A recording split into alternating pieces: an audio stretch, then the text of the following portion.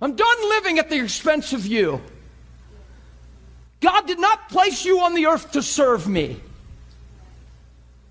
So why should I have all them expectations and disappointments and frustrations and heartbreaks? You were not made to serve me. You are not on the earth to make my day.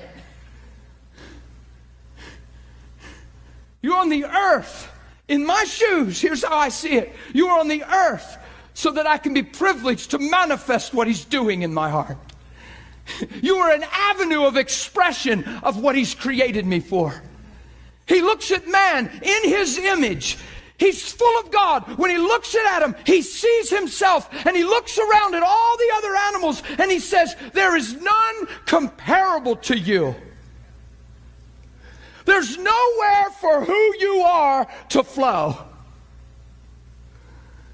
I made you so amazing you look like me. And there's nowhere to go with it.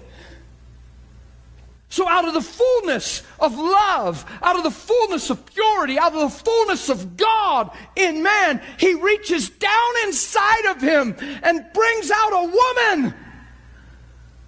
Not because He was alone, because He was the manifestation of God. He was love. He was full and complete. He didn't reach in because He was alone. Oh, get this.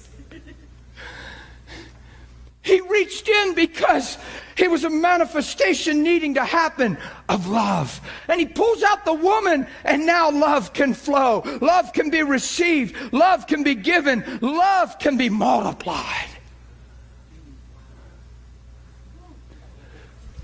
So He takes what's one and breaks it up into two and gives it the privilege to have one heart, one motive, one purpose. Two with one.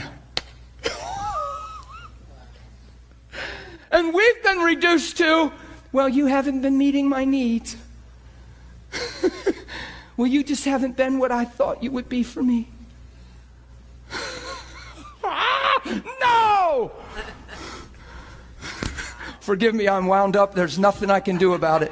It's just no turning back. This thing, forgive me. Huh? You all right? I'm not scaring nobody. Come on, it's love. Isn't it why we're alive? Isn't it who Adam was before the tree? Come on, it was the tree. You got to look before the tree to find who you are. We're still trying to find who we are through life and the way we've lived and what's happened. And no, you got to look before the tree to find the truth about you. Christ is the last Adam. He's removed sin. The tree is out of the picture. It's never again about sin. It's about Father and sonship and love. He made a way. Oh, this thing, it's the greatest story there ever was. We sell out for Hollywood and passion and starry-eyed emotion. And I'm talking about a love that never fails. Imagine God. So imagine God. He makes this man and He gives him one thing. He says, look, here's really what He was saying. You weren't created for evil. You weren't even created for the knowledge of evil. You were created to know me, to walk in purity, to walk in innocence. Don't eat that tree. It's the knowledge of good and evil. It's a command. Don't eat the tree. But it's not a command in the sense of do's and don'ts. Don't eat the tree because it's not what you were created for. You're created for my image. Now imagine Adam eating the tree. God gives him everything, gives him the earth. But it's a love thing, guys. If it's not a love thing, God comes down and says, what do you mean you ate the tree? You've got to be kidding me. Look, I brought you up out of the dust. You'd be nothing if it wasn't for me. I brought you up out of the dust. What have I failed? What haven't I given you? I've given you the earth. I've given you the authority to subdue. I told you one thing and you couldn't do it. Why did you do this to me? How could you break my heart like this? I put all myself in you, all my confidence, all my trust, and the best you could do was hide treason and eat that tree. Come on, that's what we grew up with. God's amazing.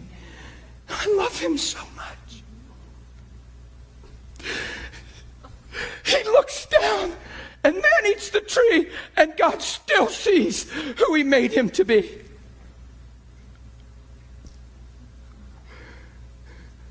God looks down and in God's heart nothing changes.